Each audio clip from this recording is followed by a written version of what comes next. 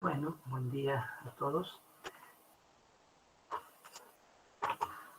Bueno, ¿qué tendría que ver esta fotografía con la actividad que vamos a realizar hoy? Estos son unos planetas en el cual un astrónomo, Johannes Kepler,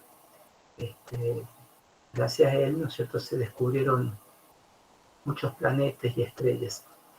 Y en este es el mundo del universo, el universo con unas abundantes cantidades de constituyentes, en el cual son infinitos los constituyentes que hay, infinitas el universo para conocerlo.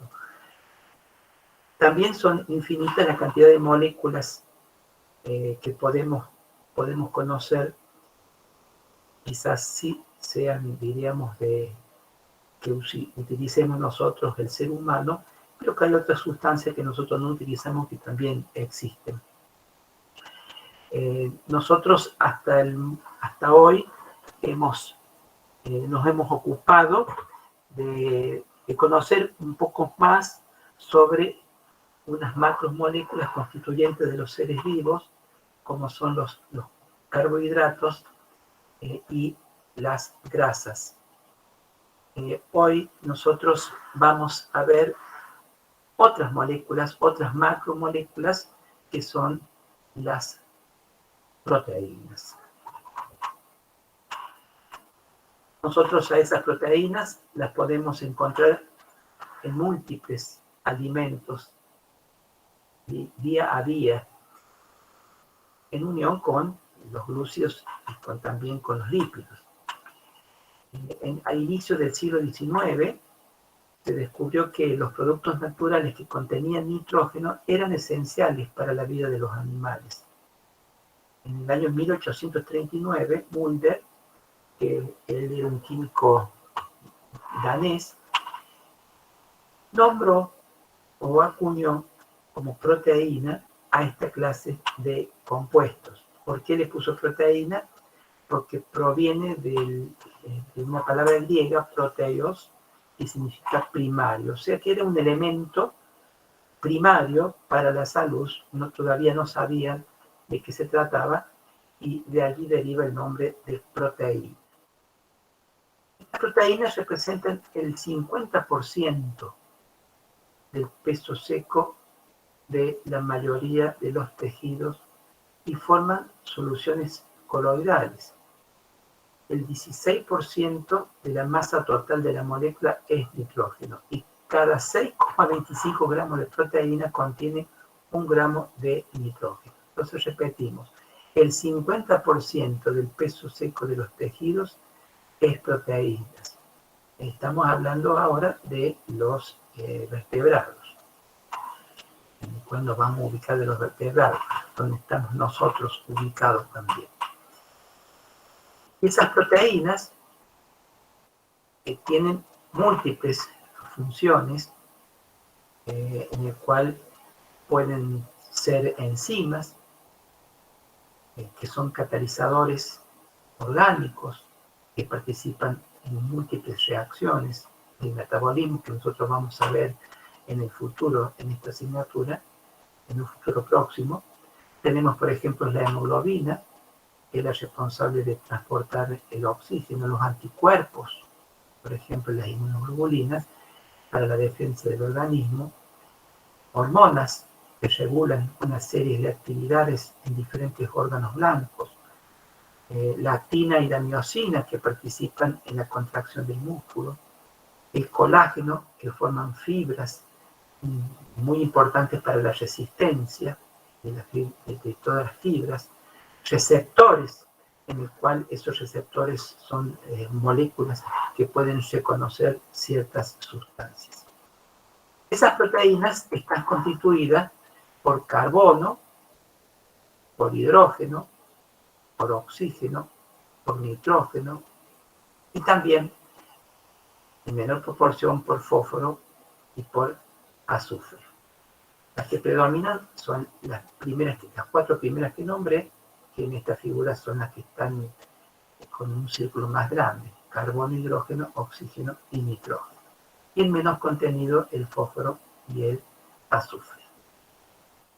Entonces dijimos, las proteínas tienen un 16% de la masa total de la molécula de proteína es nitrógeno. El 16% de la masa total de la molécula proteica es nitrógeno. Y en 6,25 gramos de proteína hay 1 gramo de nitrógeno. Entonces, conociendo o determinando cuánto nitrógeno hay en un alimento, puedo conocer cuántos gramos de proteína tiene ese alimento. Y hay 1 gramo de nitrógeno en 6,25 y yo determino que hay 5 gramos de nitrógeno, puedo conocer cuántos gramos de proteína tiene ese alimento. Entonces dijimos que las proteínas son macromoléculas. Son moléculas grandes, son polímeros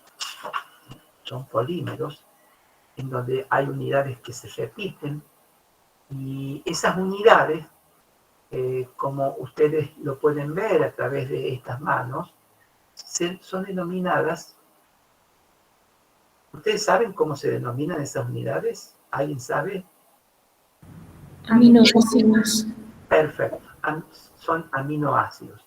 Esos aminoácidos, si ustedes ponen un aminoácido en una mano y ponen ese mismo aminoácido, pero de manera especular, de manera enfrentada, en la otra mano, no se van a poder superponer esos aminoácidos en sus estructuras. Ustedes pueden ver aquí que se enfrentan como en un espejo. Es como si ustedes superponen las manos. No se pueden superponer porque le va a quedar los dedos, un dedo gordo hacia la izquierda y el otro dedo gordo hacia la derecha. Entonces no se pueden superponer estas imágenes especulares de estos aminoácidos. Vamos a ver un poquito más de eso. La fórmula general de un aminoácido es esta que yo les muestro aquí. Ustedes pueden ver un carbono en la parte central, se llama carbono alfa, es un carbono quiral, tiene 4 grupos funcionales diferentes. Y tiene un átomo de hidrógeno, un grupo carboxilo, un grupo amino, y una cadena lateral que la denominamos cadena R. Vamos a ver un poco de las propiedades de este aminoácido. Este aminoácido, a un pH fisiológico, se comporta como un ion bipolar. ¿Qué significa ion bipolar? Que tiene, por un lado, en un polo la carga negativa y por el otro lado, en el otro polo, la carga positiva. O sea, que están ionizados estos dos grupos, el carboxilo y el grupo amino. Esto es pH fisiológico. Por ejemplo, en este caso, aquí podemos ver un aminoácido en donde ese aminoácido, que tiene tanto un carboxilo con carga negativa y un grupo amino con carga positiva, van a ver que cuando el pH disminuye, este carboxilo va a tomar hidrógeno, entonces el aminoácido se comporta como una base.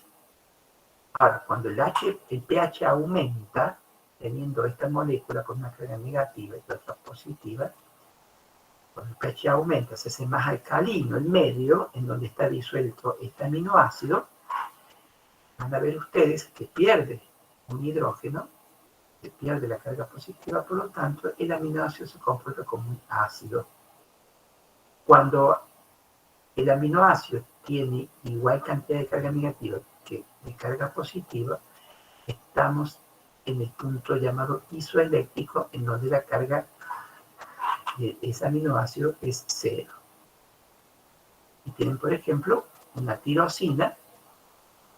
Todos estos elementos se los doy como para iniciar esta actividad de las proteínas. Lo vamos a ver un poquito más en detalle.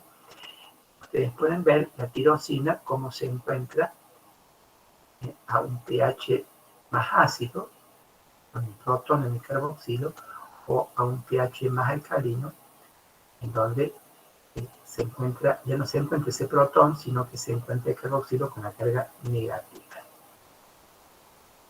¿Cuáles son las propiedades entonces ácido-base de los aminoácidos? Dijimos que el aminoácido tiene entonces, es bipolar con una carga negativa en el carboxilo y una carga positiva en el grupo amino. Entonces, en soluciones ácidas fuertes, va a tomar ese grupo carboxilo, los protones del medio, y se va a transformar ese aminoácido como catión. O sea, va a quedar cargado positivamente. ¿Recuerdan ustedes que los cationes tienen carga positiva? ¿Se acuerdan de eso? ¿Se acuerdan? Los cationes tienen carga positiva. Entonces, en este caso, este aminoácido queda como catión, con carga positiva. Si ese aminoácido, que tenía carga negativa y positiva, se disuelve en una solución alcalina fuerte, están presentes los hidroxilos, ¿qué va a pasar? El protón se va a unir al oxidilo para formar agua. Por lo tanto, va a perder esa carga positiva y va a quedar con la carga negativa del carboxilo. Entonces, este aminoácido se comporta como un anión. ¿Recuerdan que los aniones tienen carga negativa? Por ejemplo, el catión sodio tiene sodio más y el anión cloruro menos. ¿Recuerdan eso en Introducción a la Química? Ustedes lo vieron. Entonces, ustedes pueden ver aquí, por ejemplo, el ácido aspartico.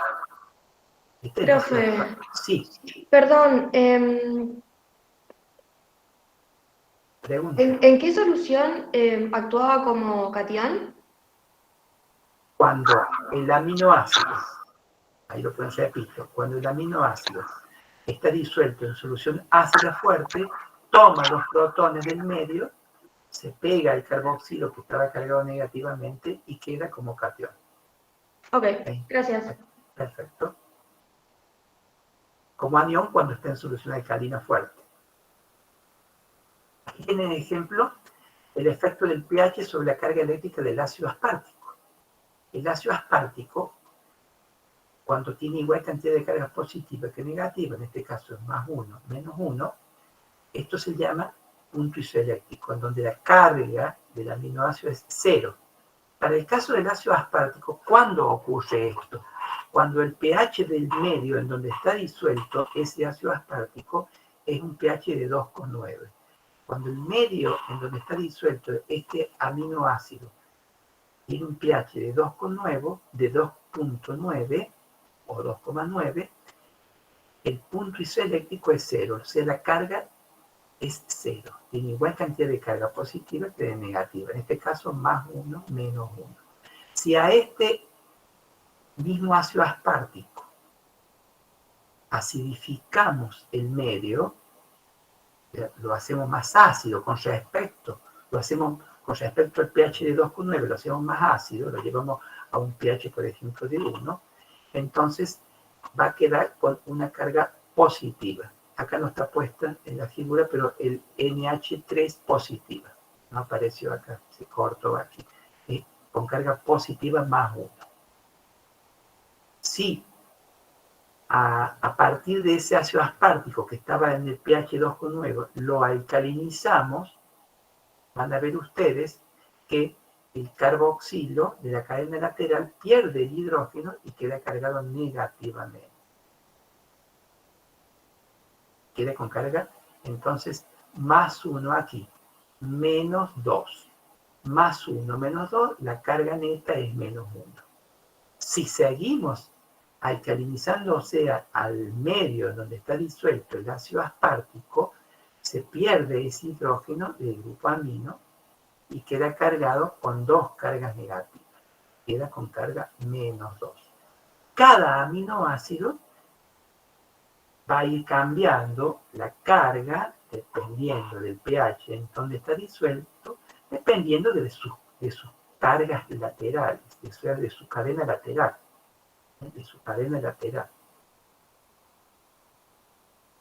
Profe, Esto es para que... Sí. Pregunto. ¿Qué era punto isoeléctrico? ¿Lo puedes volver a explicar? El punto isoeléctrico es el pH en donde la carga del aminoácido es 0.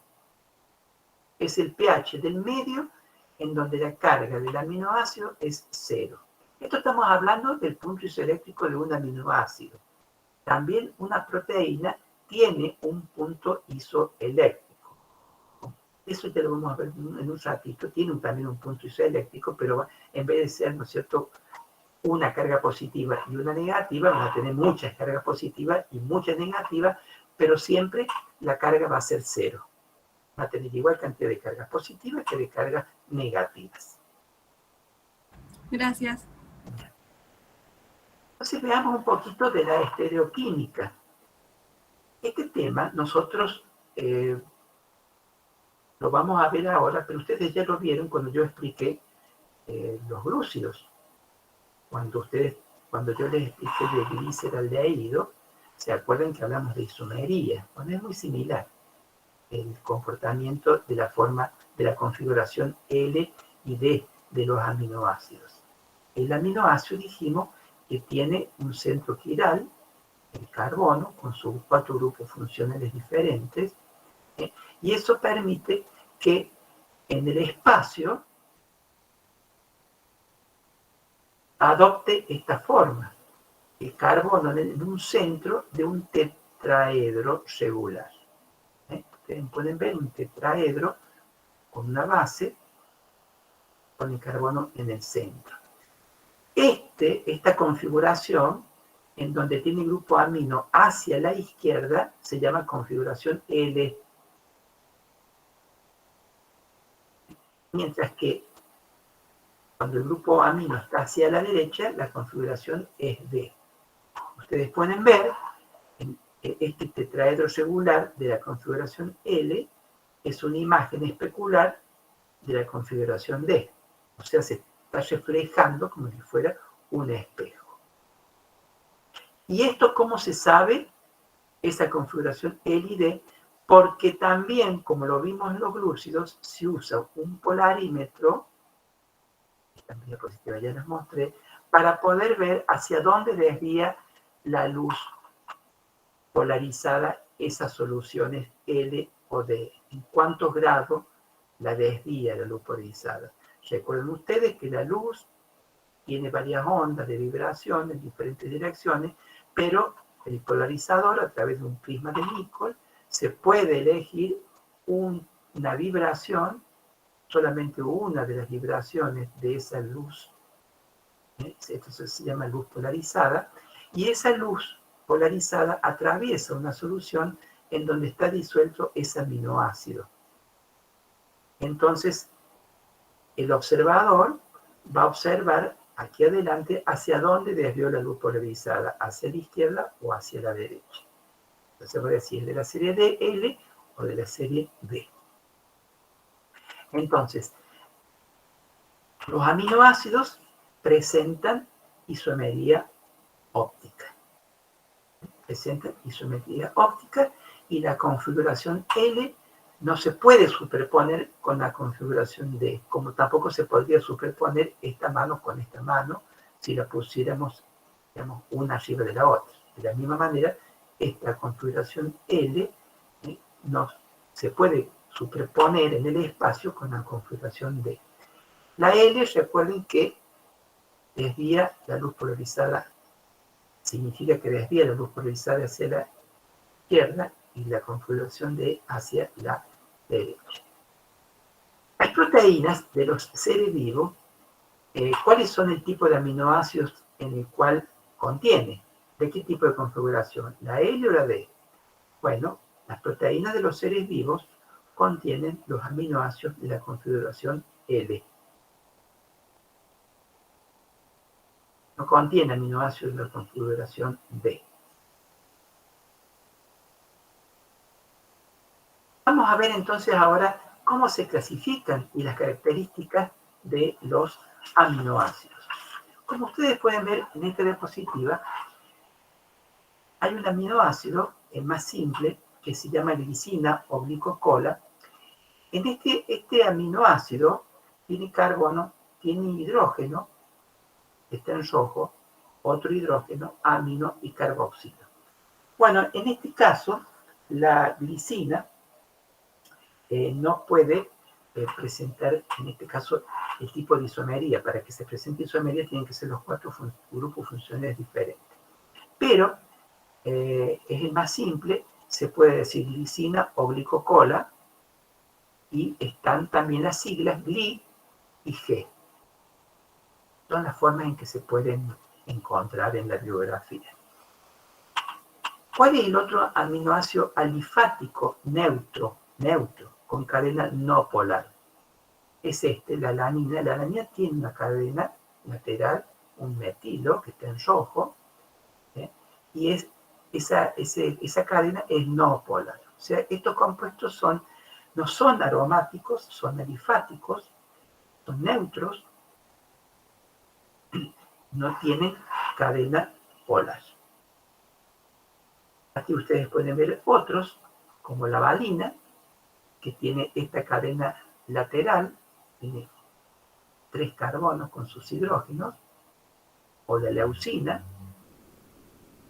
también con esa cadena lateral carbonada, o la isoleucina. Es una leucina en donde el grupo metilo se unió a este carbono adyacente al carbono alfa. Entonces, esas cadenas laterales son cadenas alifáticas. Recuerden, son aminoácidos alifáticos neutros con cadena no polar.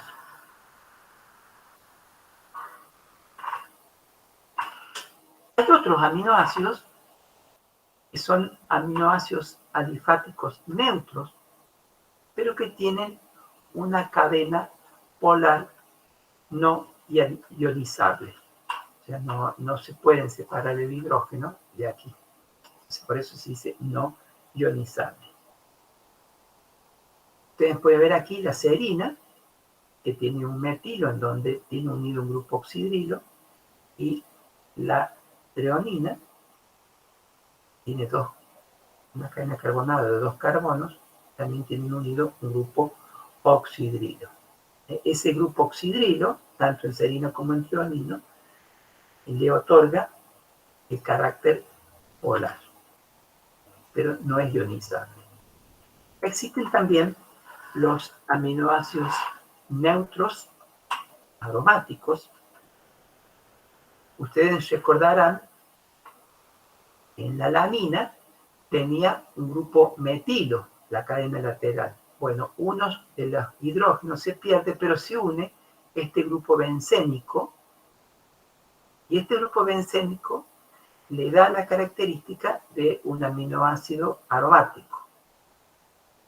¿Cómo se llama este compuesto? Fenil, porque este es un fenilo, alanina. Porque una alanina se le unió un grupo fenil, por eso se llama fenilalanina.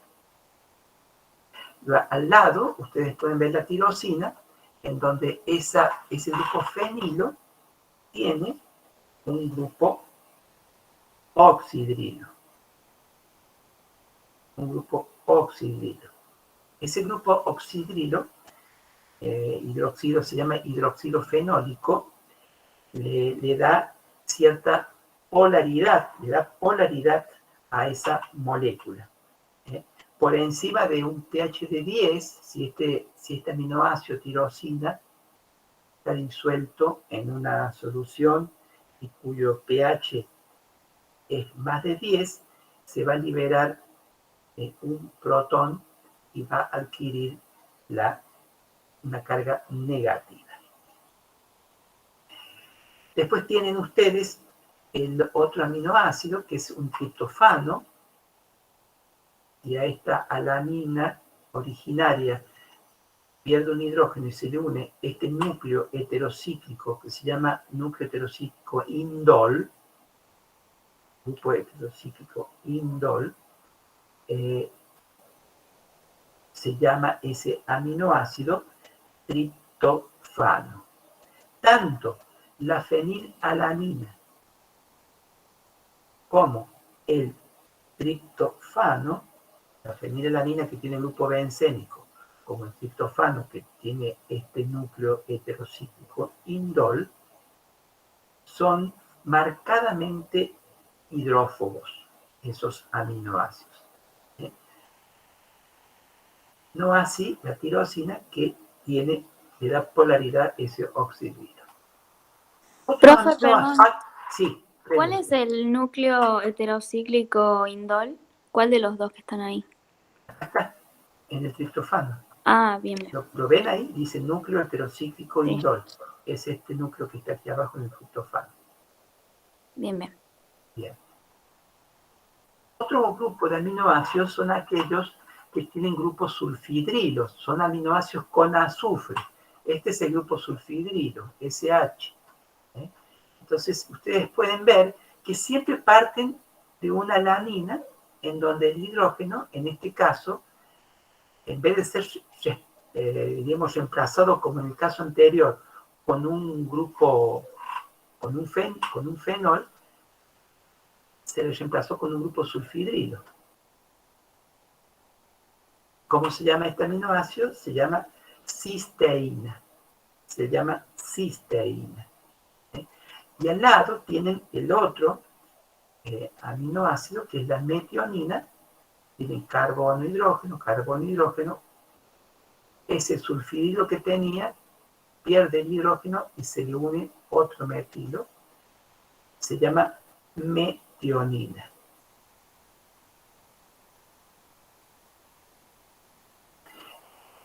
Esta cisteína, que tiene el grupo sulfidrilo, es ligeramente polar porque a pH 9 libera un protón a partir de este oxidrilo.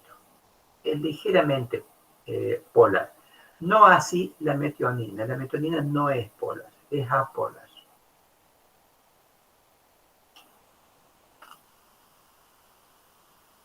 Otros aminoácidos son los acídicos, o también llamados dicarboxílicos.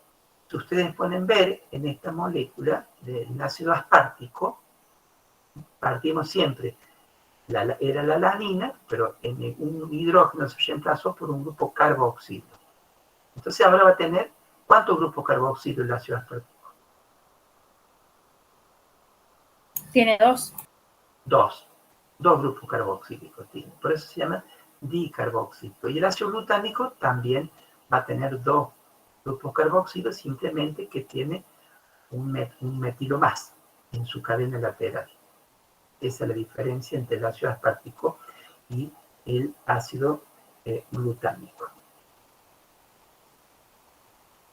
Estos compuestos, estos aminoácidos ácidos o dicarboxilos, pueden adquirir carga negativa al pH de los líquidos biológicos, porque estos carboxilos, aparte de que grupos aminos pueden tomar cargas positivas porque toman hidrógeno, o también pueden perder este grupo carboxilo hidrógeno y tomar carga negativa, estos carboxilos de la cadena lateral también pueden perder esos hidrógenos y quedar como carboxilo ionizado, con carga negativa. A partir del ácido aspartico y del ácido glutámico, tenemos también sus derivados, que es la asparagina y la glutamina, en donde, ustedes pueden ver aquí, en vez de ser grupo carboxilo, tiene un grupo amino. Este tipo de unión es una unión amida. Es una unión amida. Entonces, tienen grupo amino en estas cadenas laterales. Profe, disculpe, Sí. ¿me había dicho derivados del ácido aspartico? Claro, derivado del ácido aspartico y glutamina. A partir del aspartico se forma la asparagina. Y a partir del ácido glutámico o glutamina, a partir del ácido glutámico se forma la glutamina. Gracias. Respectivamente.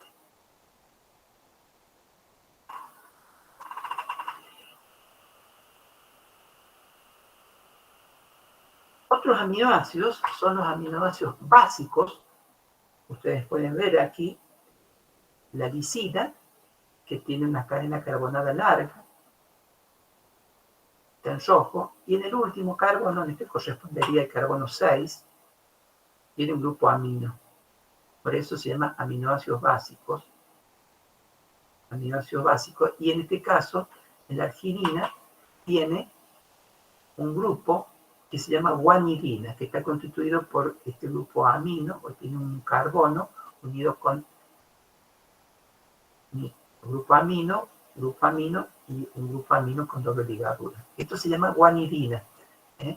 Toda esta molécula que está encuadrado aquí, este compuesto se llama guanidina, esta porción de la molécula, esta porción. Entonces, el conjunto de toda esta molécula, todo este aminoácido se llama arginina. Como ustedes pueden ver, la lisina y con una función amina adicional y la arginina con un grupo guanidina pueden aceptar protones. En esas cadenas laterales.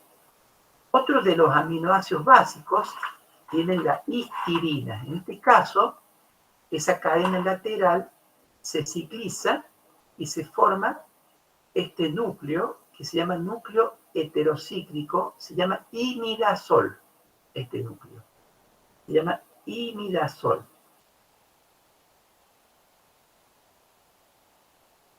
¿Está claro?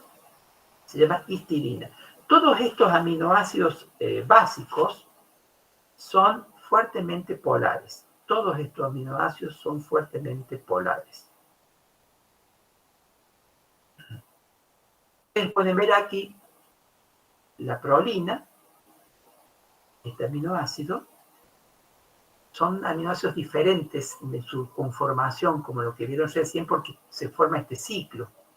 Este ciclo, en este caso es un heterociclo imidazol, y aquí se forma un ciclo que se llama ciclo pirrolidina, a partir del carbono alfa. El carbono alfa es el que está contiguo al carboxilo, se forma todo este ciclo y existe un grupo amino aquí. Este ciclo se llama pirrolidina. Este aminoácido se llama prolina, y si esa prolina en el ciclo pirrolidina tiene unido un grupo oxidrilo, se llama 4-hidroxiprolina. 4-hidroxiprolina. En la diapositiva anterior me olvidé de decirle aquí la lisina. Si a la lisina se le une al carbono 5 de la cadena lateral un oxidrilo, se forma la hidroxilisina. ¿Por qué les aclaro, les hablo de la lisina y la hidroxilisina? Le hablo de la lisina sola y de la hidroxilisina si tuviera un oxidrilo en el carbono 5, y le hablo de la prolina o de la 4-hidroxiprolina porque estos aminoácidos son muy abundantes en las fibras de colágeno, que ya vamos a ver en el teórico próximo, del martes que viene. Vamos a ver qué pasa con los aminoácidos cuando se unen. Por eso vamos a ver el enlace peptídico. Entonces ustedes tienen un aminoácido 1, tienen aquí el carbono con el hidrógeno, con la cadena lateral, el grupo amino, el carboxilo, y tienen un aminoácido 2, también con sus grupos funcionales alrededor del carbono. ¿Cómo se produce este tipo de unión? A través de una reacción de condensación. Entonces se forma el agua y se forma este tipo de unión, este enlace llamado enlace peptídico. Entonces es muy importante esta presencia de los enlaces peptídicos porque así se van formando toda la cadena de aminoácidos, formando los polipéptidos y luego las proteínas. Se forma así esta unión peptídica. En un extremo está ubicado el extremo N terminal y en el otro llamado carboxilo o C terminal. amino terminal o N terminal carboxilo o C terminal. Esto lo vamos a ver frecuentemente cuando hablamos de los grupos N, de los extremos N terminales y C terminales. Se forma entonces el enlace peptídico. Ustedes pueden ver aquí en este modelo molecular de la unión peptídica entre el carbono y el nitrógeno. Ubiquen acá, carbono y nitrógeno. Este tipo de unión es entre una simple y una doble. No es ni simple ni doble, es una mezcla intermedia entre simple y doble, este tipo de unión, entre este nitrógeno y un carbono alfa. Recuerden ustedes, este es el carbono alfa del aminoácido, y este otro es el otro carbono alfa del otro aminoácido. Entonces, entre el nitrógeno y el carbono alfa es una unión tipo sigma, simple, y entre este carbono y el otro carbono alfa del otro aminoácido también una unión tipo sigma. El oxígeno, el carbono alfa, el hidrógeno, el otro carbono alfa, el carbono y el nitrógeno, todos están en un mismo plano. Es como si fuera una hoja A4, usted la pone en forma horizontal. Entonces están todos en el mismo plano estos elementos. Carbonos, nitrógeno, hidrógeno y oxígeno. Entre el carbono y el nitrógeno no puede haber rotación libre. Sí lo hay entre el carbono y el oxígeno, o entre el nitrógeno y el hidrógeno, entre el nitrógeno y el carbono alfa, el carbono y el carbono alfa. Los otros grupos funcionales quedan distribuidos en el espacio hacia arriba o hacia abajo. Pero este tipo de unión peptídica, como ustedes pueden ver aquí, están como en un plano. Entonces dijimos que se van uniendo los aminoácidos, formando toda una estructura. Ya van comenzando a formar la estructura tridimensional. Se llama un polímero de aminoácidos esta estructura. Y se van formando los dipéptidos, como recién lo vimos, con 2 aminoácidos, los tripéptidos, como 3 aminoácidos, oligopéptidos, con muchos aminoácidos, polipéptidos, con muchos más aminoácidos. Esas son las propiedades generales de las proteínas. Nosotros recién vimos las propiedades generales de los aminoácidos. Todo lo que dije de los aminoácidos es válido para las propiedades generales de las proteínas. O sea, la carga eléctrica de una proteína va a depender de la ionización de esos grupos ionizables en las cadenas laterales de los restos de aminoácidos. Nosotros recién vimos en esta cadena que tiene cadenas laterales, los aminoácidos. Esos aminoácidos, esos grupos funcionales de las cadenas laterales, van a ver ustedes que dependiendo del pH van tomando diferentes cargas, o cargas positivas o cargas negativas. Entonces, del conjunto de cargas positivas y negativas va a depender la carga de esa proteína en donde está disuelta. Por ejemplo, ustedes tienen aquí en el medio una proteína cualquiera que tiene aminoácidos con sus diferentes grupos funcionales. Hay diferentes grupos de aminoácidos. Y a este pH, en donde está disuelto esta proteína, que se llama pH isoeléctrico, en donde la carga neta es 0, o sea, hay igual cantidad de carga positiva que negativa. En este caso, como ejemplo, ¿no es cierto? Hay 5 cargas positivas, 1, 2, 3, 4, 5. Y hay 5 cargas negativas, 1, 2, 3, 4, 5. 5 cargas positivas y con 5 cargas negativas la carga neta es 0. O sea, a este pH en donde está disuelto ese aminoácido, donde está presente esa proteína, hay igual cantidad de cargas positivas y negativas. Por lo tanto, ese punto, llamado punto isoeléctrico, o a ese punto, o a ese pH, la carga neta es 0. Y este punto se llama punto isoeléctrico. Es el pH del medio en donde está disuelta la proteína, y cuyas cargas positivas y negativas son iguales. Por lo tanto, la carga neta es 0. Ahora, si al pH en donde está disuelto esta proteína, yo la acidifico con respecto a este pH isoeléctrico, ya hago más ácida, en donde por lo tanto esa proteína va a estar disuelta en un pH ácido, ¿qué va a pasar con las cargas? Va a haber grupos funcionales que van a perder, van a tomar protones, por lo tanto, va a aumentar la carga positiva. En este caso, hay 7 cargas positivas y 3 cargas negativas. La suma total va a ser 4 cargas positivas. Por lo tanto, esta proteína a un pH ácido con respecto a su punto isoeléctrico, la carga neta es positiva. Lo contrario va a ser si a esta proteína la disuelvo a un pH alcalino con respecto al punto isoeléctrico. Va a perder protones y se va a hacer más negativa las cargas de los grupos funcionales. Por lo tanto, en este caso, va a haber más carga negativa que positiva. En este caso, en este ejemplo, quedó 4 cargas negativas. 4 cargas negativas finales. Por lo tanto, la carga neta va a ser negativa. ¿Entendieron lo que les expliqué aquí? Entonces, ¿entendieron o se lo explico nuevamente?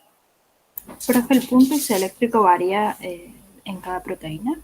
Exactamente. El punto isoeléctrico varía en cada proteína. Hay proteínas que tienen punto isoeléctrico de 7, hay proteínas que tienen punto isoeléctrico de 4, otras de 6, otras de 9 o de 8.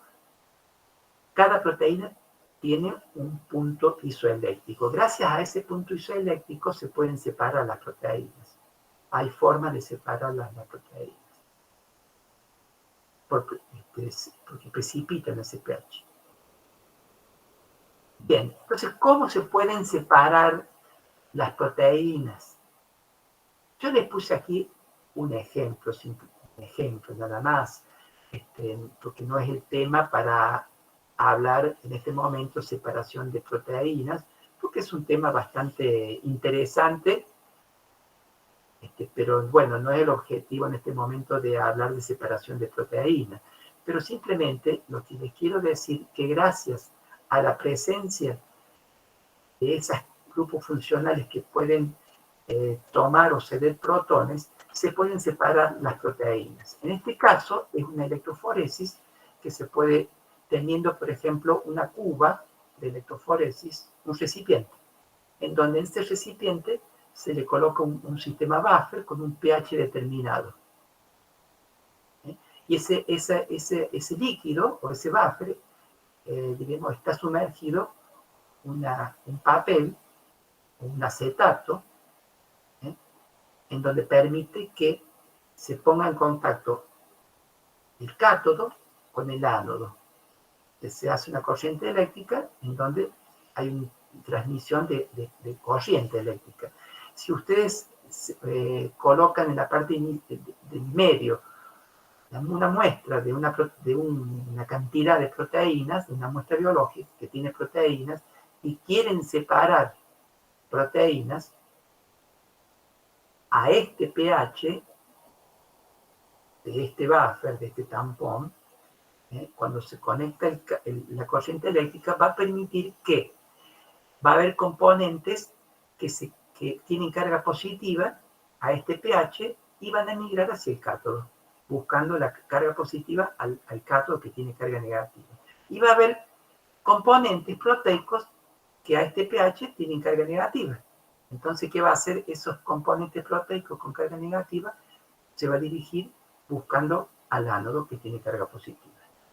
Entonces, de esa manera se van separando las proteínas con carga positiva y las proteínas con carga negativa. Hay otras formas también de separarlas, depende del pH siempre. A veces la siembra se hace en un costado, Pero por ejemplo, en este caso, entonces se pueden separar las proteínas de acuerdo a su carga. También se pueden separar por medio de su peso molecular. Acá les explico simplemente por carga. Fíjense en ustedes, cuando se hace una electroforesis de plasma, tienen una porción grande de albúmina, como ustedes pueden ver aquí, y tienen las proteínas alfa, alfa 2, beta, las gamma globulinas. Entonces pueden ver aquí ustedes cómo se han separado estas proteínas a través de una electroforesis, a través de sus cargas. Toda esta explicación se utiliza en la bioquímica clínica. Cuando ustedes hacen un análisis clínico, se hacen también electroforesis, se puede cuantificar también cuánto hay de cada uno de los componentes. Hay otras formas de separar proteínas, que no es el caso en este momento de que yo les explique, pero hay diferentes metodologías. En cuanto a la estructura molecular de las proteínas, y como yo les hablé al inicio del universo, me sirve esta diapositiva, hay muchas secuencias posibles de aminoácidos que estrellas en el universo. Imaginen ustedes, ¿cómo se explica esta diversidad? Si ustedes combinan, hemos visto 20 aminoácidos, si ustedes hacen combinaciones de esos aminoácidos, hay muchísimas combinaciones y secuencias posibles. Como todas las moléculas poliméricas, las proteínas pueden describirse en función de sus niveles de organización. Ustedes tienen la organización primaria, secundaria, terciaria y cuaternaria. Cuando hablan de estructura primaria, hablamos de esta secuencia de aminoácidos en su secuencia en su cadena polipeptídica.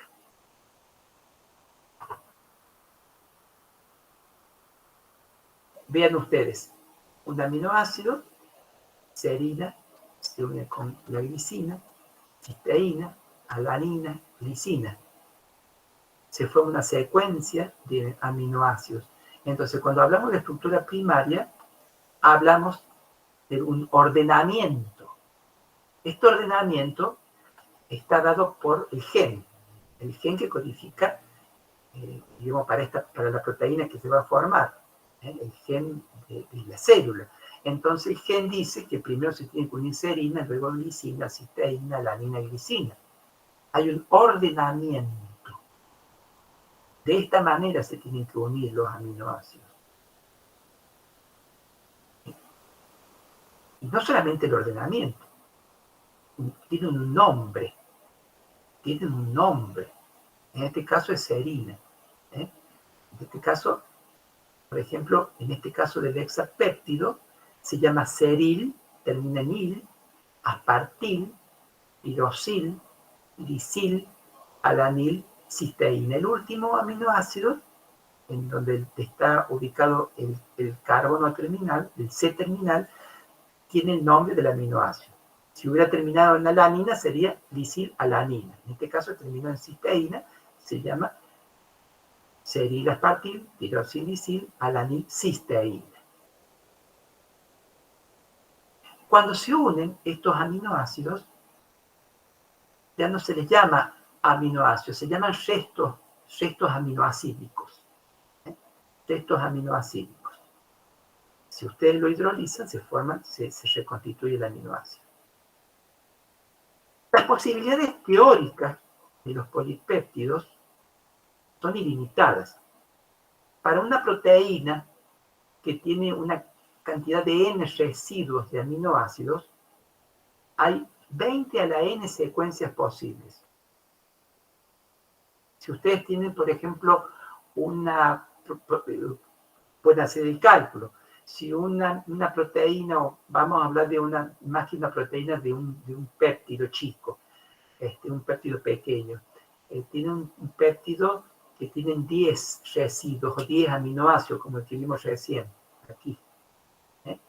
Es 20 a la n, o sea, va a ser 20 a la 10 secuencias posibles. O sea que esta cadenita que vieron acá o acá tiene posibilidad de 20 a la n secuencias, porque primero el seril, después la aspartil, pero si en vez de ser aspartil es tirosil, y luego la aspartil, es otra secuencia.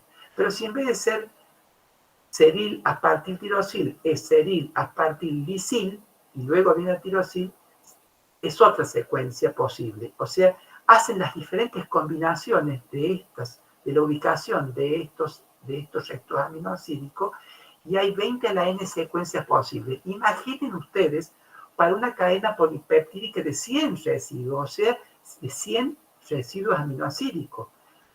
¿Cuántas cadenas polipeptídicas son posibles? De 20 a la 100.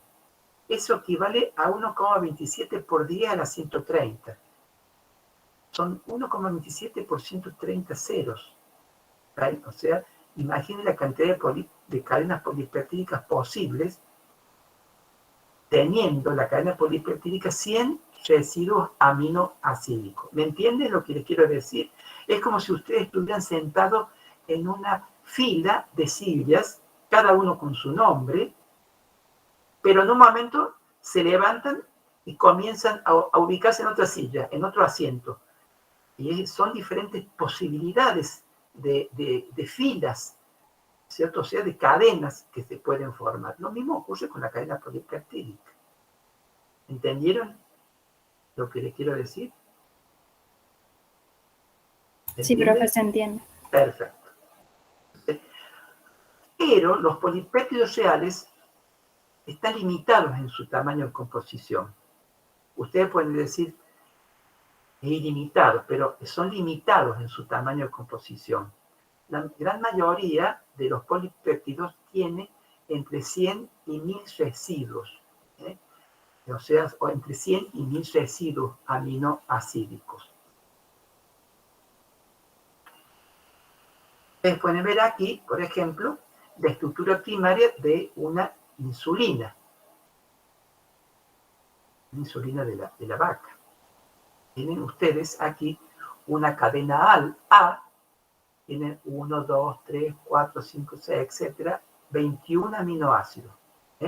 Glicina, isoleucina, valina, glutamina, glucosamina, cisteína, trionina, serina, isoleucina, citina, serina, leucina, tirosina, etc. Asparragina. Es una cadena A, que se une a través de los puentes disulfuros, como ustedes pueden ver aquí. O sea, recuerden ustedes, tienen esos aminoácidos sulfurados, por ejemplo, la cisteína. Entonces, a través de la cisteína se pueden producir estas uniones, formando las cistinas, estas uniones de disulfuro, que la mantienen unida. Y tienen aquí la cadena B de esta insulina, que tiene de 1 a 30, tiene 30 aminoácidos, cada uno con su nombre. Entonces aquí tienen dos cadenas, una cadena A y una cadena B, que están unidos a través de estos puentes disulfuro. La masa de esta insulina es de 6000 Dalton. Miren ustedes, la insulina bovina, la insulina humana, la suina,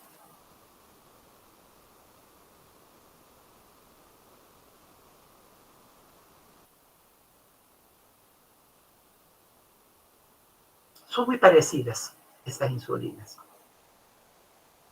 Y a medida que se alejan en el tiempo hacia atrás, son más parecidas todavía. O sea, aparentemente hay diremos, una molécula ancestral que con el tiempo ha ido mutando, los genes fueron mutando y fueron codificando para otros aminoácidos. Y miren ustedes, por ejemplo, en ese caso de la insulina, en el caso del humano, del cerdo y del caballo. Recién dije insulina, suina es el cerdo, ¿no? Humano, cerdo y caballo. En la cadena A, recuerden ustedes que la insulina tiene cadena A, tiene cadena B.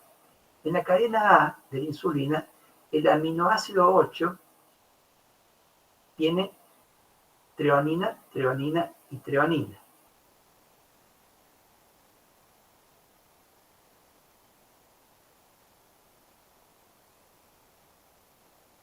Pero la vaca no tiene treonina, tiene alanina. El carnero tiene alanina y el pollo tiene histidina.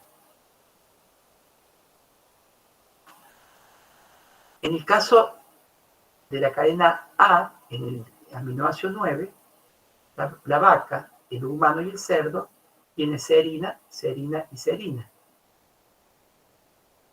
El caballo tiene glicina, glicina y asparagina. En el caso también de la cadena A, el aminoácido 10, el humano, el cerdo y el caballo tienen isoleucina, isoleucina e isoleucina. La vaca tiene valina, el carnero tiene valina y el pollo tiene treonina.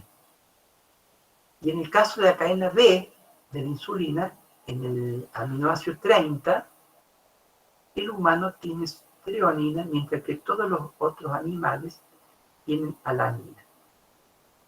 Fíjense en ustedes, nosotros, en la cadena A, en el aminoácido 8, el humano es muy parecido al cerdo y al caballo. Y también, en el 9, somos muy parecidos a la vaca y al cerdo. Y también en el 10, somos parecidos al cerdo y al caballo. Bueno, nos salvamos en la cadena 20, en la B, que no nos parecemos a nadie. Pero qué parecido que somos al cerdo y al caballo, y en algún momento a la vaca también. Bueno, fíjense ustedes que hay mucha similitud, ¿no?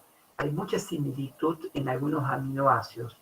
Si fuéramos para atrás en el tiempo, es muy probable que todo, tanto la vaca, el humano, el cerdo, el caballo, el carnero y el pollo, hubiéramos tenido todo el mismo tipo de aminoácido para la insulina.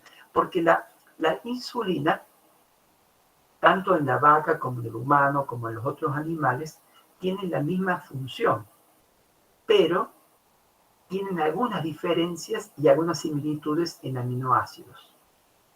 ¿Entienden eso? ¿Se entienden? Tienen diferencias, pero que no hacen a la función, no modifican la función. ¿Se entendió? Sí, profe. Perfecto. Bueno, muy bien, sigamos. Entonces, hablamos de la estructura primaria, sigamos con la estructura secundaria. Cuando hablamos de estructura secundaria, hablamos de una disposición espacial, en el espacio, de forma regular, repetitiva, que adopta esa cadena polipeptídica que vimos recién, que recién la nombramos como una hilera de aminoácidos. Ahora ya no es una hilera de aminoácidos, sino que va tomando una forma en el espacio, que se va repitiendo. Hay una forma de estructura secundaria, es en forma de alfa hélice. Como ustedes pueden ver aquí, es una alfa hélice, como un resorte, que esa hélice en forma estrógira, siempre va hacia la derecha, que entre el punto inicial de que comienza la vuelta esta, hasta el otro punto, en el mismo sitio de donde inició, en este sitio, toda esta vuelta está constituida por 3 residuos de aminoacídico por giro. O sea que en una vuelta de giro de este resorte o de esta hélice está constituida por 3,6 residuos de aminoácidos.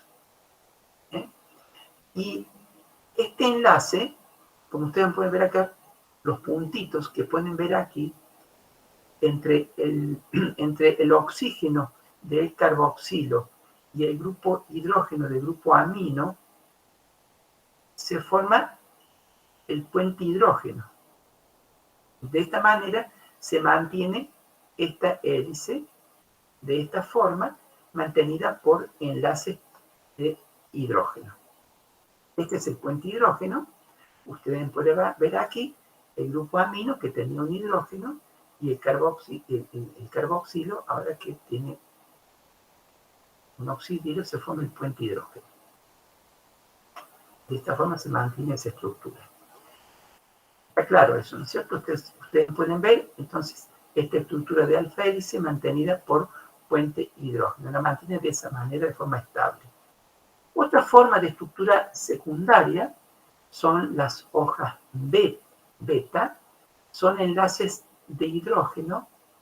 O sea, esta es una hoja beta, otra cadena y otra cadena, y forma esta hoja beta en donde se forman esos enlaces que se llaman enlaces de hidrógenos, pero entre las cadenas vecinas polipeptídicas.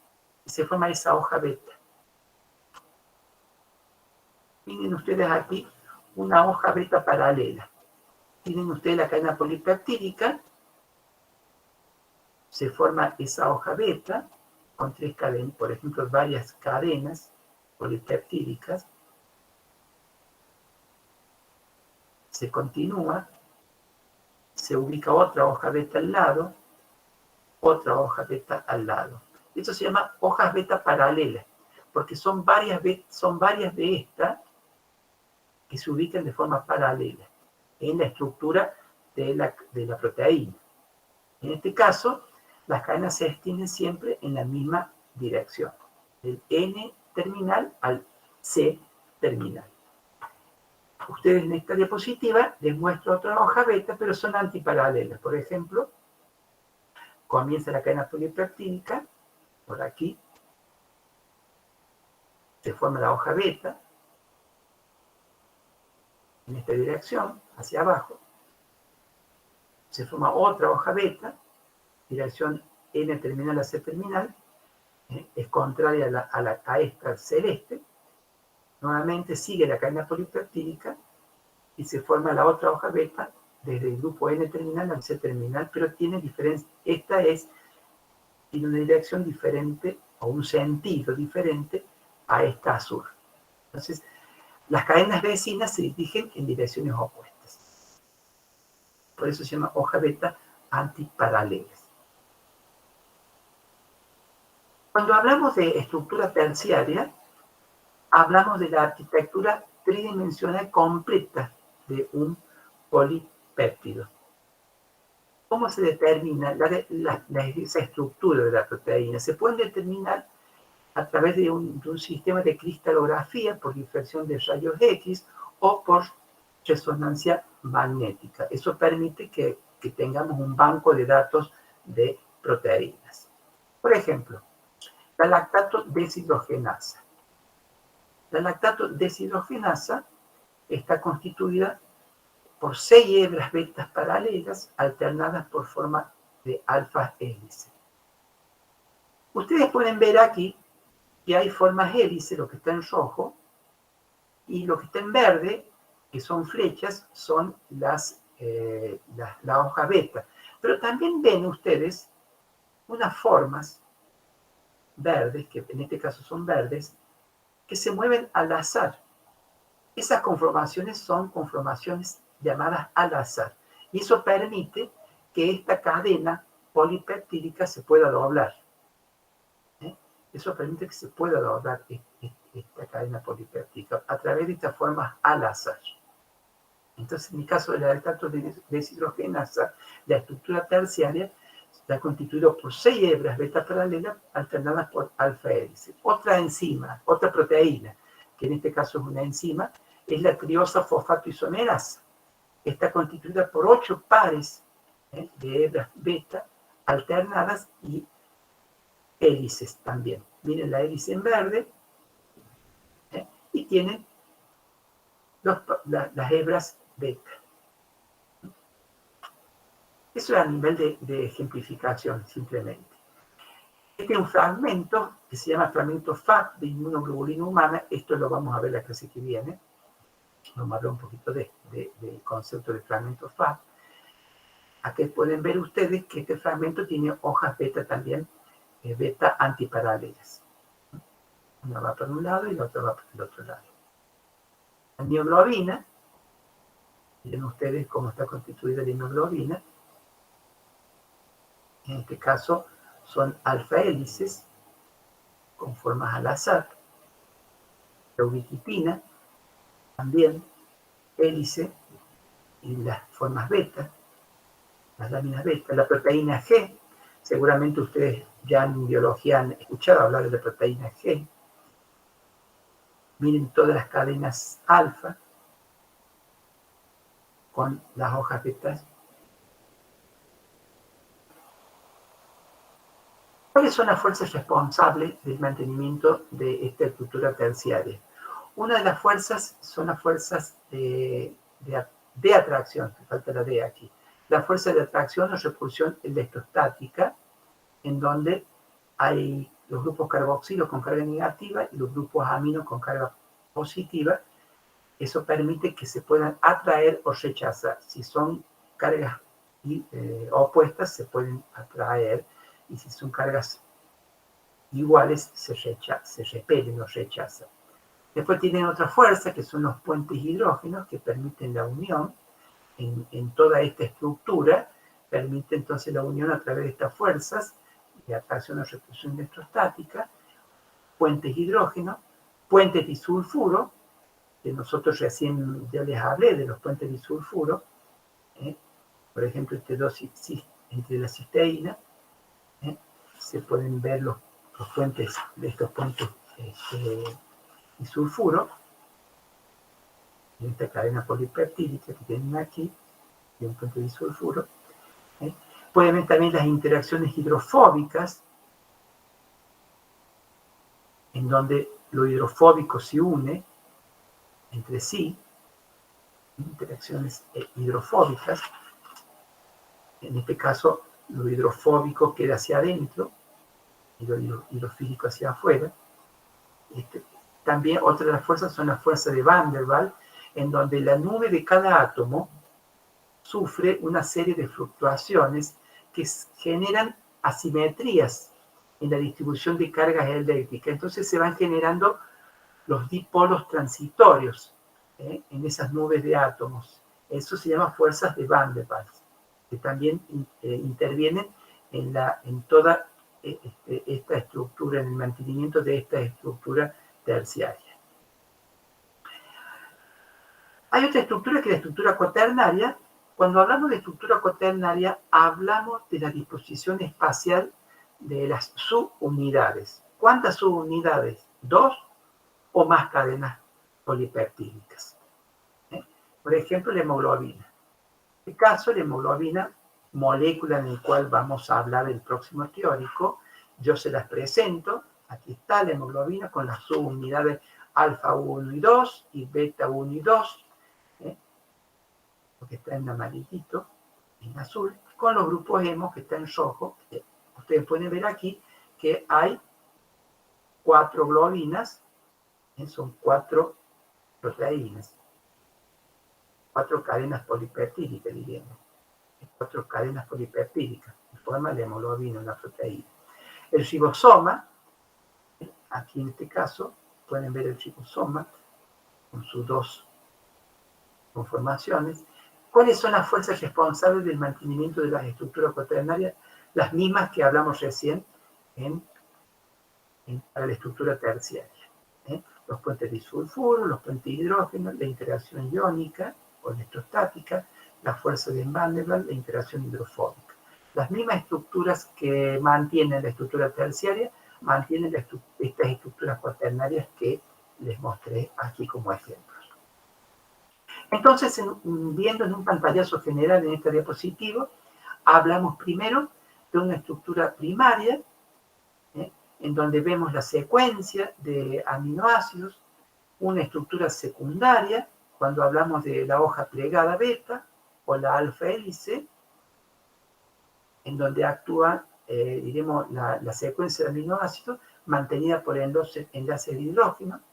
Hablamos de la estructura terciaria, en donde hay formas alfa y hojas plegadas, en donde hay ciertas fuerzas que las mantienen a esta estructura de esta manera, y la estructura cuaternaria, en donde se asocian diferentes subunidades y cuyas fuerzas que las mantienen son las mismas fuerzas que mantienen la estructura terciaria.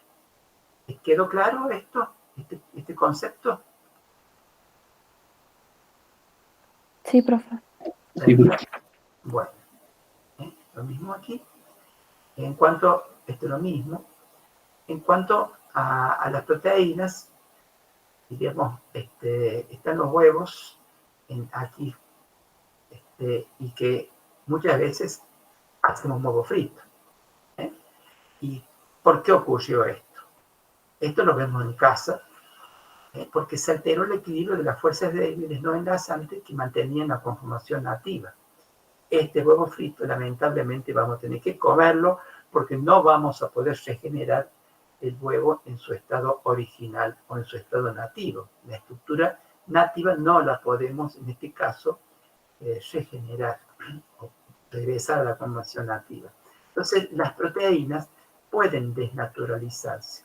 Lo pueden hacer a través de un calentamiento, cambiando las propiedades por rotación óptica. Se cambia la rotación óptica, la viscosidad, la absorción de luz ultravioleta. Se pueden desnaturalizar por variaciones de pH, alterando los estados de ionización de las cadenas laterales, por medio de detergentes, o como también se pueden desnaturalizar por agentes caotrópicos como la urea, que son moléculas orgánicas que pueden romper las interacciones hidrofóbicas, aumentando las solubilidades de esas sustancias no polares en agua. En este caso, también les quiero mostrar que en los estudios de investigación, cuando se quieren estudiar proteínas, hay que desnaturalizarlas, pero se pueden renaturalizar. Esta es la conformación nativa, por ejemplo, de una proteína, lo que está aquí arriba.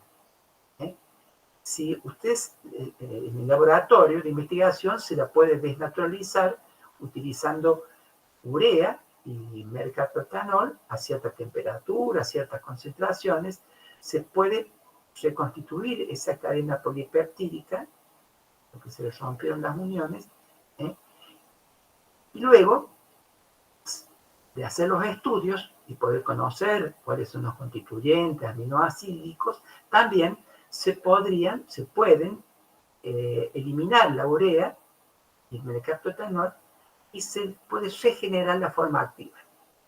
De lo que era antes es ahora también después de la desnaturalización. Pero eso se hace en forma controlada. No se hace como en el caso del huevo frito, como dijimos recién. También esas propiedades son utilizadas para la obtención de estos ricos yogures. ¿Cómo se clasifican a las proteínas? Se pueden clasificar por su forma, por su función biológica, por su solubilidad, por su composición. Vemos algunos ejemplos, hablemos un poquito de su forma. Pueden ser fibrosas. Cuando hablamos de proteínas fibrosas, cuando las cadenas polipeptídicas son largas, presentan cadenas polipeptídicas largas y una atípica estructura secundaria. Son insolubles en agua y en soluciones acuosas. Pueden ser en forma de alfélice o en forma de lámina plegada. Eso permite que la célula sea larga y por lo tanto sea fibrosa. Por ejemplo, la queratina y el colágeno. Miren ustedes aquí la queratina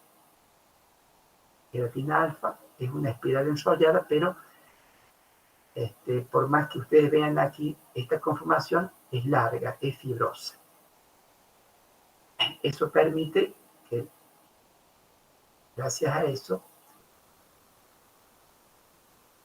esas queratinas largas de los pelos, si están los puentes disulfuros, depende de dónde estén ubicados, va a permitir que el pelo sea rizado o lacio. Otra proteína fibrosa es el colágeno, que es una triple hélice, son 3 hélices polipeptídicas que giran juntas para formar esta estructura superhelicoidal aldestrógena que es fibrosa. Del colágeno también vamos a hablar la clase que viene, como en este caso. Una cadena, se unen 3 cadenitas y forman una estructura fibrosa. Pero también pueden ser globulares. ¿Cuándo son globulares? Cuando las cadenas se doblan y forman una forma esférica apretada compacta, en donde participan la forma hélice alfa o lámina beta y también la disposición al azar, como vimos recién. Pueden ser las enzimas, los anticuerpos, algunas hormonas, la proteína de transporte. Por ejemplo, la mioglobina es globular, la hemoglobina es globular. Por su función biológica, y pueden haber proteínas que pueden tener una función estructural, una función de reserva, una función de transporte, o enzimática, o también hormonal, o defensiva, o regulatoria. Estructural, por ejemplo, en el caso de la membrana. Transportadora, transporta ciertas sustancias, ¿no es cierto? O la hormonal, hay hormonas que son proteínas. O de defensiva, la inmunoglobulina. Aquí pueden ver ustedes un virus del HIV, la glicoproteína, proteína estructural, forman esa capa que rodea el virus. Aquí tienen ustedes a la membrana con las proteínas que pueden atravesar toda la membrana o no. Las proteínas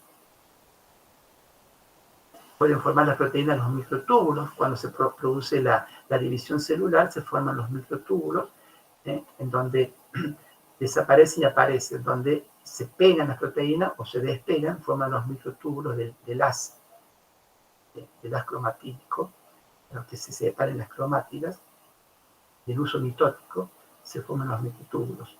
Pueden formar también partes de fibrinas, cuando se forman las fibrinas en el caso de la coagulación, se forman coágulos a través de la formación de esas fibrinas que se unen covalentemente, esas fibrinas. Pero pueden ver aquí esas fibrinas, los glóbulos rojos, con la formación de fibrinas. Por su composición químicas, pueden ser simples u holoproteínas. Es cuando, si ustedes hidrolizan una proteína, lo único que obtienen son aminoácidos. Ejemplo, la insulina y el colágeno. La insulina, que es globular, y el colágeno fibroso. Ustedes ven, si ustedes a estas cadenas las hidrolizan, lo único que van a obtener van a ser aminoácidos, no otro componente. No hay glúcidos aquí, por ejemplo. Lo mismo ocurre en el colágeno. Cuando hablamos de proteínas conjugadas o heteroproteínas, es contrario a las homoproteínas. O sea, si ustedes lo hidrolizan a una proteína, si son heteroproteínas, están presentes los aminoácidos y también otros componentes no proteicos. Llamamos grupo prostético. Pueden ser glicoproteínas. Si son glicoproteínas, son glúcidos más proteínas. Si son lipoproteínas, son lípidos más proteínas. O nucleoproteínas, en el caso de los ácidos nucleicos. O cromoproteínas, si tienen algún elemento también pegado diferente, ¿no es cierto?, que no sea proteína, ¿no? O que le da color a la proteína. O las metaloproteínas, cuando hay metal. Miren, el nucleosoma, ustedes pueden ver aquí proteínas de toda la cadena rodeando a la proteína. La anhidrase carbónico con el zinc, tiene zinc, la hemoglobina, este grupo prostético que se le va a pegar el hierro, tiene hierro, le va a pegar el oxígeno, la calmodulina con el calcio, tiene calcio, tiene este formato, es como el dedo, como la mano, de esta forma es la calmodulina. Por su solubilidad, podemos tener las albúminas, las globulinas, las histonas, las gluterinas, las gliadinas y las escleroproteínas. Recién les mostré una electroforesis. Miren ustedes las albúminas, las globulinas, las alfa, las beta, las gamma globulinas. Son solubles en agua las albúminas. tienen una única cadena, son globulares. ¿Dónde se encuentran las albúminas? Bueno, en el huevo, o en la leche y en el suero. Por eso son las ovoalbúminas, las lactoalbúminas, las ceroalbúminas. Las globulinas, la figura lo dice todo, son insolubles en agua, son varias cadenas, son globulares. ¿Dónde se encuentran las globulinas? También en el huevo, la leche y la inmunoglobulina. Las ovoglobulinas, las lactoglobulinas y la inmunoglobulina. Las histonas son básicas, forman complejos con los ácidos nucleicos de la célula eucariota de esta forma. Las protaminas son solubles en agua, también se asocian a los ácidos nucleicos, pero en los espermas de los peces. También, en el caso de los mamíferos, inicialmente están presentes las protaminas, pero luego cambian por las histonas. Las glutelinas y las gliadinas son insolubles en agua, están presentes en los granos cereales, son pobres. Sí. ¿Qué dijo antes de las protaminas? Que no vi la... No, las protaminas son, ¿no es cierto?, unas proteínas que se asocian, inicialmente, se asocian también a los ácidos nucleicos, pero luego son reemplazadas las protaminas por las histonas. Ah, bueno, gracias. Sí, es una anécdota, diríamos. En general están presentes, ¿no es cierto?, en las espermas de peces, pero no así en el caso de los mamíferos, que son las histonas. Estaba en glutelinas y gliadinas, que están presentes, por ejemplo, en el grano de los cereales, son pobres en aminoácidos esenciales. Las escleroproteínas también son insolubles en agua, están presentes en los tejidos de sostén y estructura de gran resistencia física. Son fibrosas, por ejemplo, las queratinas del tejido epidérmico o las colágeno, constituyentes de las fibras colágenas del tejido conjuntivo. La elastina, que son las fibras elásticas del tejido conjuntivo. Esas son llamadas escleroproteínas. En la próxima clase, nosotros vamos a profundizar algunos aspectos de estas proteínas, como en el caso de la inmunoglobulina, de la hemoglobina y del colágeno. Muy importante, ¿no es cierto? Hemos tomado este tipo de proteínas para que, bueno, podamos conocer cuál es su funcionalidad. Es importante que, bueno, que lo conozcamos.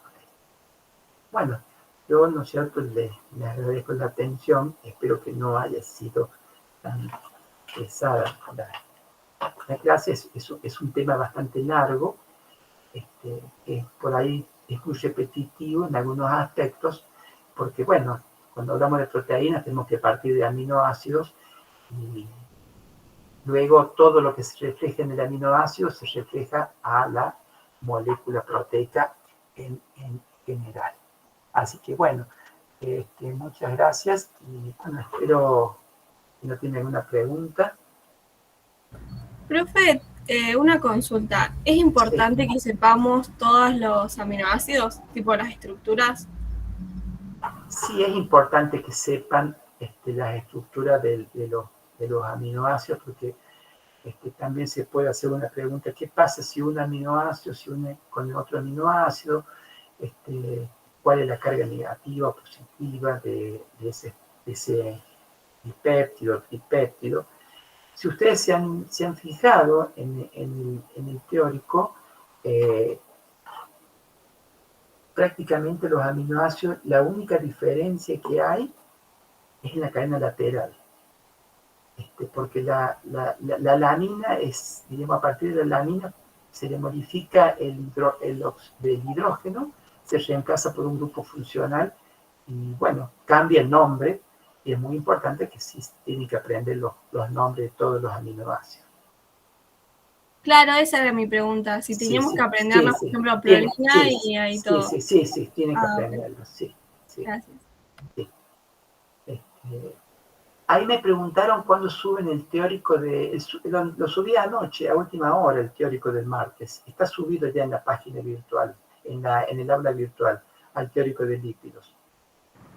Profe, en la cisteína que usted mencionó que era ligeramente polar, ¿habla del aminoácido completo o de la cadena lateral, la polaridad? No, cuando hablamos de la polaridad es del aminoácido solo, ¿cierto? Siempre hablamos de aminoácidos, ¿son polares o no son polares? En el caso de la cisteína, se forma un grupo disulfuro con la cisteína adyacente de la cadena que pasó al lado, y se forma una conformación que se llama cistina. En ese caso es un puente disulfuro, pero la cisteína, que tiene un grupo sulfidrilo, es apolar. En sí mismo es apolar la cisteína. Gracias. Perdón. La cisteína es polar. Sí. Es polar, sí. La metionina es la que es no polar. La cisteína es polar, que tiene el grupo sulfidrilo. Y eso permite que el hidrógeno del azufre, al retirarse el hidrógeno, pueda formar el puente disulfuro con una cisteína de una cadena que pasa al lado. Eso permite los puentes disulfuro, como lo vimos recién en la cadena de A y B de la insulina. Bueno, yo les aconsejo, voy a terminar la grabación, les aconsejo que